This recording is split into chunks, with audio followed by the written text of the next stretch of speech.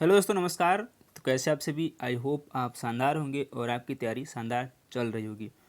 इसमें हम बात करेंगे टीजीटी पीजीटी के लिए और एलटी ग्रेड के लिए भूगोल के मॉडल पेपर नंबर 11 की, जो कि आज हम डिस्कस करने वाले हैं। काफ़ी अच्छे क्वेश्चन हैं और इम्पोर्टेंट हैं। यदि आपने इससे पहले के मॉडल पेपर को नहीं देखा है तो आप जाइए प्ले लिस्ट में, वहाँ से आप इसको देख सकते हैं और प्रैक्टिस भी कर सकते हैं। इसकी पीडीएफ के लिए आपको डिस्क्रिप्शन में जाना होगा। वहाँ पे आपको व्हाट्सएप ग्रुप का लिंक मिलेगा, जहाँ से आप क्लिक करके ज्वाइन करेंगे। उसके बाद जो आपको पीडीएफ मिल जाएगा। चलिए शुरू करते हैं आज के इस महत्वपूर्ण सेशन को। काफ़ी अच्छे क्वेश्चन है, इसलिए इसको आप इसको बिल्कुल ना करें। और आप कितना अटेम्प्ट कर रहे हैं और कितना इसमें सही कर पा रहे हैं, ये भी आप कमेंट बॉक्स में कमेंट करें। चलिए लेते हैं पहला क्वेश्चन। निम्नलिखित में से किस विद्वान ने प्रत्यक्षवाद का सिद्धांत प्रतिपादित किया?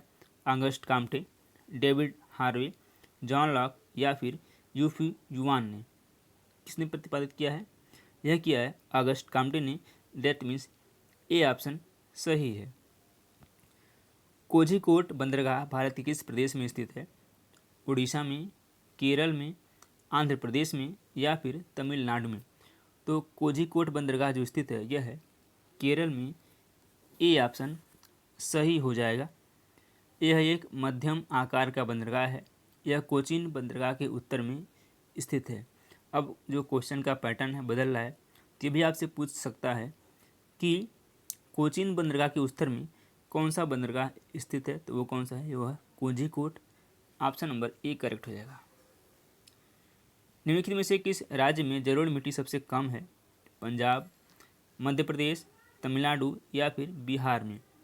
पूछा गया है किस में जलोढ़ मिट्टी सबसे कम है, तो यह है मध्य प्रदेश में, यानी कि एमपी में जलोढ़ मिट्टी सबसे कम है। एक बात आप कमेंट करेंगे कि कौन सी मिट्टी सबसे ज़्यादा है यहाँ पे, यानी कि मध्य प्रदेश में। अगला प्रश्न लेते हैं। निम्नलिखित परिवहन के प्रकारों में किसकी टर्मिनल लागत न्यूनतम है? सड़क परिवहन, रेल परिवहन, जल परिवहन या फिर वायु परिवहन? पूछा गया किसकी टर्मिनल लागत न्यूनतम है। किसकी है? यह है जल परिवहन की। सी ऑप्शन बिल्कुल करेक्ट है। मुख्य रूप से भारत में यूरेनियम पाया जाता है मध्य प्रदेश में, महाराष्ट्र में, राजस्थान में या फिर झारखंड में? यानी कि मुख्यतः यूरेनियम किस राज्य में पाया जाता है? यह पाया जाता है झारखंड में। डी ऑप्शन करेक्ट है। निम्नलिखित स्थानों में से 21 दिसंबर को सबसे ज़्यादा प्रकाश अवधि कहाँ पर होती है? बेंगलुरु, मुंबई, जयपुर या फिर तिरुवनंतपुरम? 21 दिसंबर को सबसे ज़्यादा प्रकाश अवधि कहाँ पर होती है? आपको भी पता है, यह होती है तिरुवनंतपुरम में। डी ऑप्शन करेक्ट हो जाएगा। इधर दिया कूट वाला क्वेश्चन। एक तरफ दिया परियोजना और दूसरी तरफ दिया नदी। पूछा जाएगा कि कौन सी परियोजना किस नदी पर स्थित है। यानी कि हुबर बाथ परियोजना यह किस नदी पर है? यह है कोलोराडो नदी पर, यानी कि ए का 2। क्यू कुक परियोजना यानी क्यों कुक परियोजना यह मिसिसिपी नदी पर है, तो बी का 3। ग्रैंड कोली परियोजना यह जो है कोलंबिया नदी पर है, तो सी का 1 हो जाएगा। और कचोवका ये है नी पर। ए का 2, बी का 3। ए का 2, बी का 3 ऑप्शन नंबर ए में दिया गया है। सॉरी, ए का 3, 1 मिनट, हुवर बांध। ए का 2 होगा, बी का 3 होगा, बी का होगा 3, बी का 3, ए का 1, बी का 3, ए का 2, बी का 3 ऑप्शन नंबर ए में दिया गया है और ए बिल्कुल करेक्ट हो जाएगा। ज्वालामुखी चट्टानों में पाया जाने वाला प्रमुख खनिज है सल्फर, टीन तथा अभ्रक, खनिज तेल, मैग्नीज तथा टंगस्टन। तो ज्वालामुखी चट्टानों में पाया जाने वाला सबसे प्रमुख खनिज कौन सा है? तो यह जो खनिज है यह है sulphur. That means A option correct हो जाएगा। अब बात करेंगे टीन और अभ्रक कहाँ पाए जाते हैं। तो टीन और अभ्रक पाए जाते हैं आपके धारवाड़ कलम की चट्टानों में। खनिज तेल अवसादी चट्टानों में, यह पाए जाते हैं अवसादी चट्टानों में। और मैग्नीज और टंगस्टन ये पाए जाते हैं धारवाड़ क्रम की चट्टानों में। तो यहाँ से आपको 4 क्वेश्चन क्लियर हो रहे हैं, उसको भी आप नोट कर सकते हैं या फिर आपको याद कर सकते हैं। गन्ना उत्पादन में ब्राज़ील, भारत और चीन का स्थान है क्रमशः पहला, दूसरा और तीसरा। तीसरा दूसरा व पहला, क्रमशः तीसरा, पहला व दूसरा, क्रमशः दूसरा, पहला व तीसरा। तो गन्ना उत्पादन में ब्राज़ील का स्थान कौन सा है? यह पहला है। उसके बाद दूसरा किसका है? भारत का। और तीसरा किसका है? चीन का। यानी कि ए ऑप्शन सही है। बाल्को की स्थापना कब की गई थी? यानी कि 24 नवंबर 1965, 24 नवंबर 1966, 24 नवंबर 1967 या फिर 24 नवंबर 1968। तो बाल्को का पूछ रहा है तो इसकी स्थापना हुई थी 24 नवंबर 1965 को। B option sorry A option सही है। निम्नलिखित जनजातियों में कौन पशुचारी और घुमक्कड़ हैं? कजाक, पिग्मीज, मसाई या फिर लैस। कौन सी जनजाति है जो कि पशुचारी और घुमक्कड़ है? यह जनजाति है कजाक जनजाति। That means A option correct है। क्षोभ मंडल में वायु गति संचरण किसके द्वारा होती है? सौर पवन, संवहन धारा, गुरुत्वाकर्षण बल या फिर वायु दाब। तो क्षोभ मंडल में वायु गति यानी कि संचलन किसके द्वारा होती है, यही पूछा गया है। तो होता है संवहन द्वारा। बी ऑप्शन सही है। अगला क्वेश्चन लेते हैं। निम्नलिखित में से कौन तापमान प्रतिलोमन का एक प्रकार नहीं है? अक्षांशीय प्रतिलोमन, अप्रवाही प्रतिलोमन, प्रवाही प्रतिलोमन या फिर यांत्रिक प्रतिलोमन। कौन है? यह है अक्षांशीय प्रतिलोमन। That means A will be right. Stone lattice निम्नलिखित में से किसकी क्रिया द्वारा निर्मित होती है? वायु, जल, लहर या फिर हिमानी प्रक्रम। पूछा गया है स्टोन लैटिस किसके द्वारा निर्मित होती है? तो यह जो निर्मित होती है यह होती है वायु द्वारा। ए ऑप्शन करेक्ट है। ग्रहण के दौरान पड़ने वाली छाया का सबसे काला भाग कहलाता है? सूर्य किरीट, प्रछाया, अपछाया या फिर ब्लैक होल। तो ग्रहण के दौरान पड़ने वाली छाया का सबसे काला भाग क्या होता है? यह होता है प्रछाया। दैट मीन्स बी ऑप्शन सही है।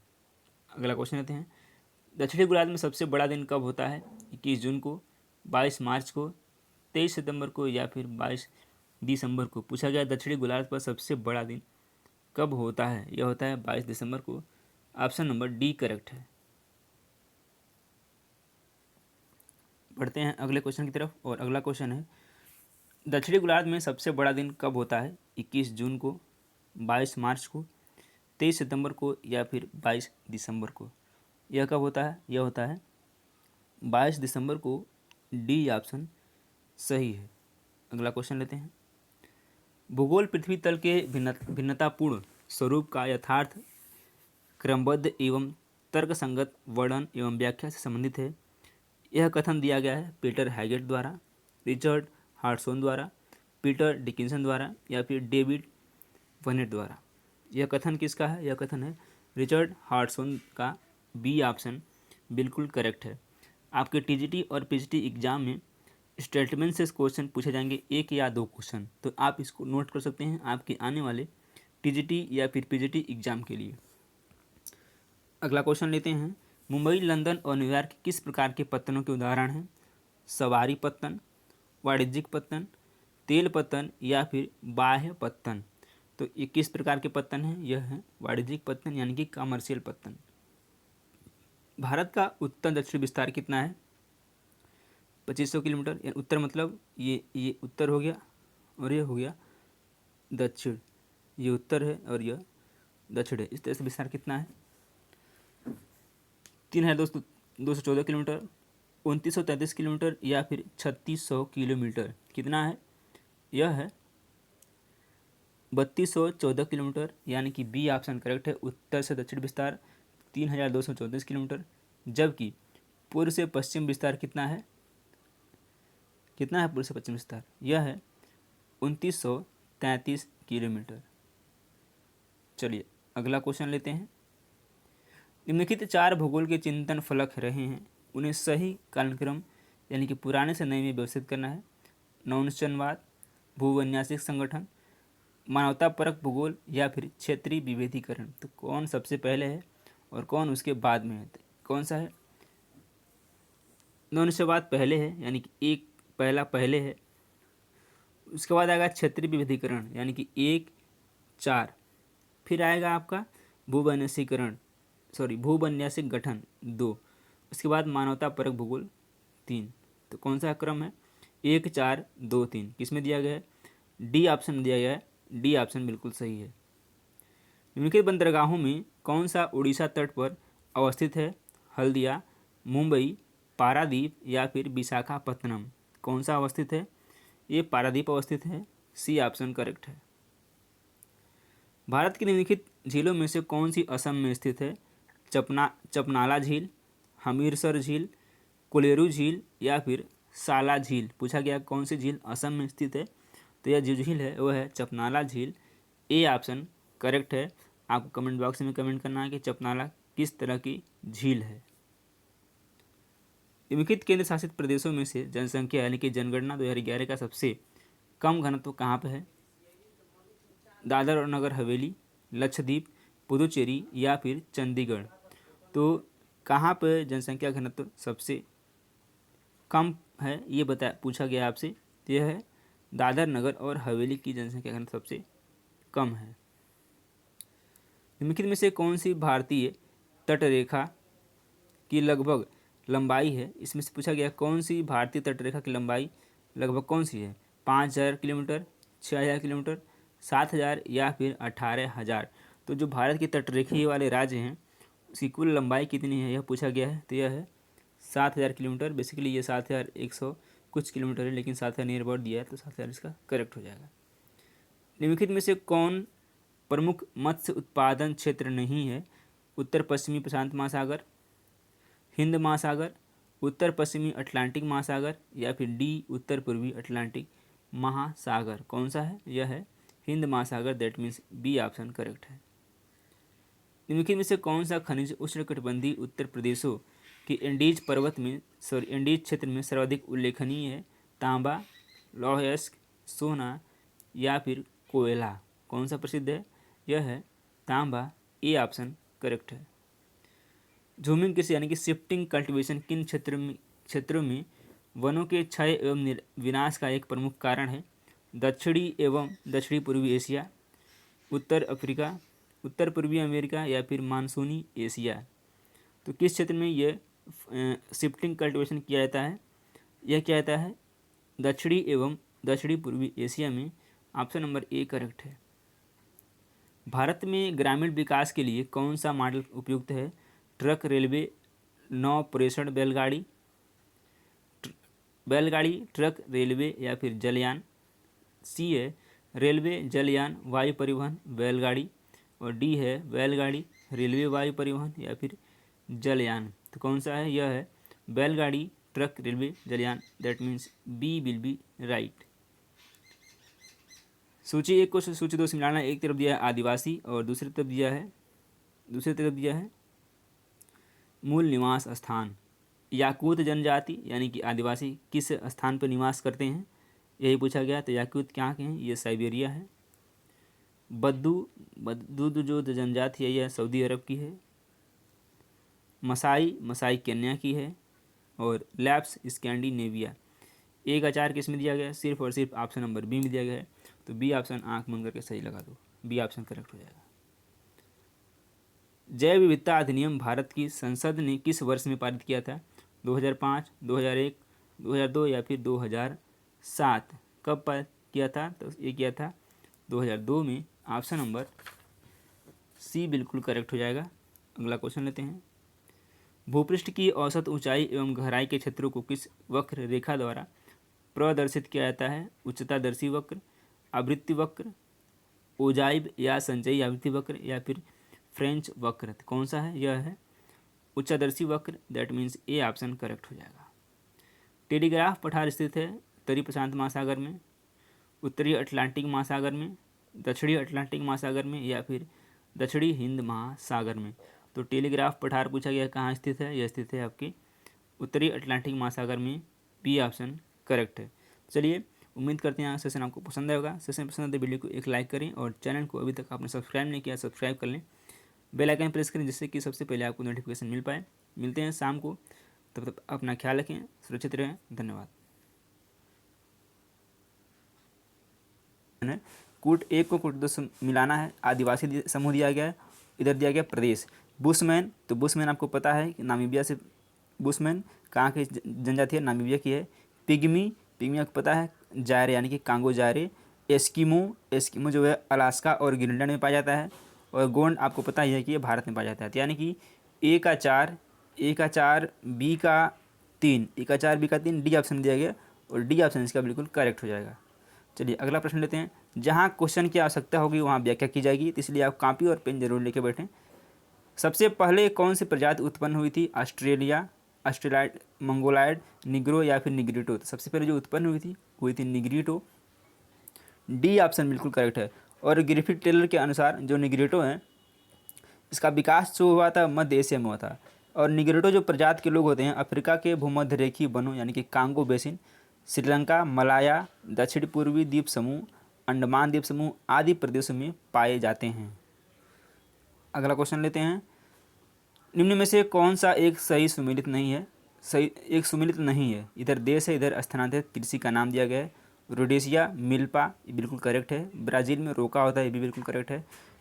इंडोनेशिया में टाबी नहीं होता है, ये होता है लदांग। तो इस तरह से सी ऑप्शन इसका गलत है। और सूडान में नगासू होता है। तो इस 3 के 3 सही हैं। जो गलत है वो सिर्फ और सिर्फ सी वाला गलत है। अगला प्रश्न लेते हैं। रॉटरडम निम्नलिखित उद्योगों में से किसके लिए जाना जाता है?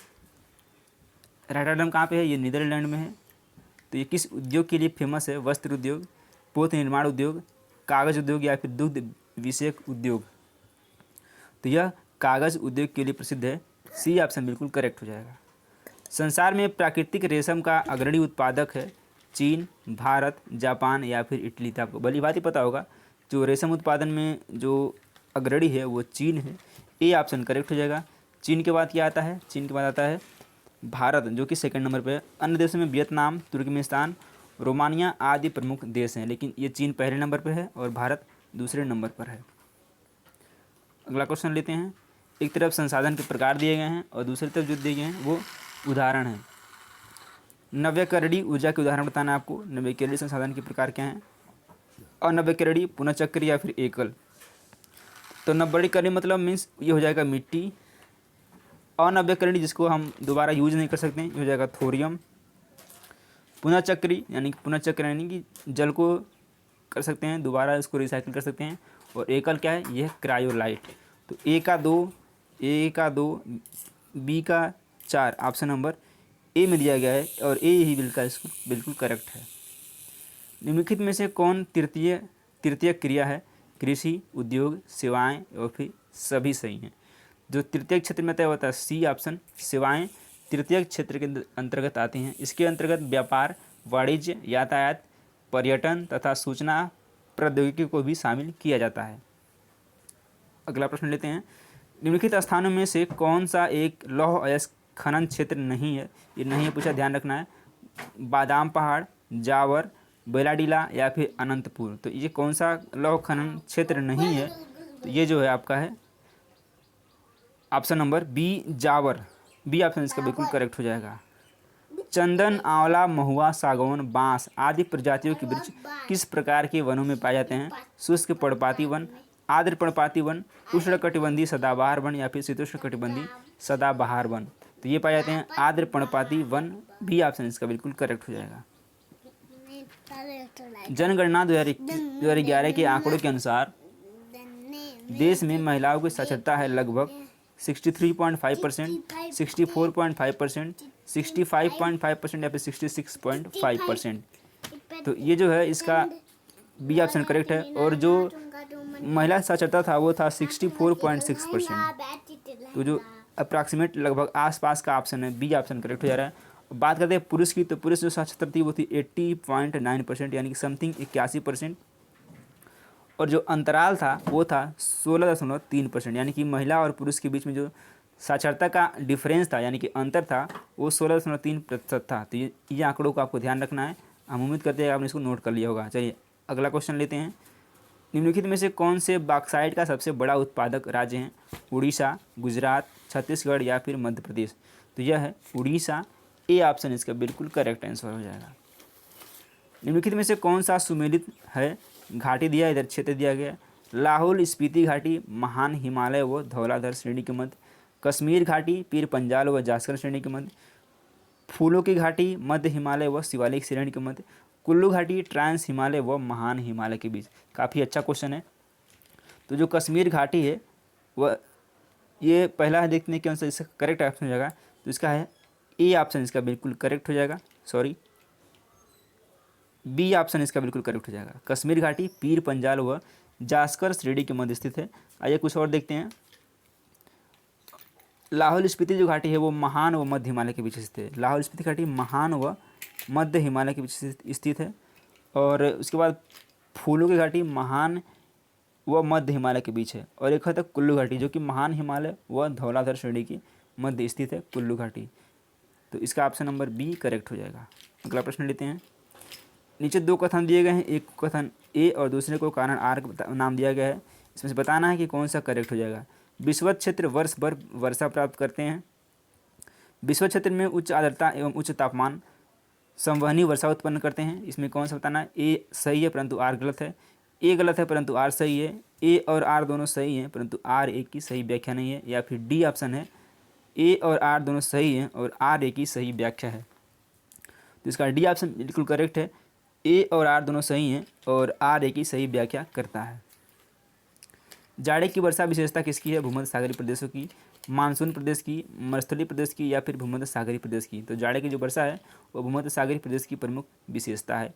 ए ऑप्शन इसका बिल्कुल करेक्ट हो जाएगा।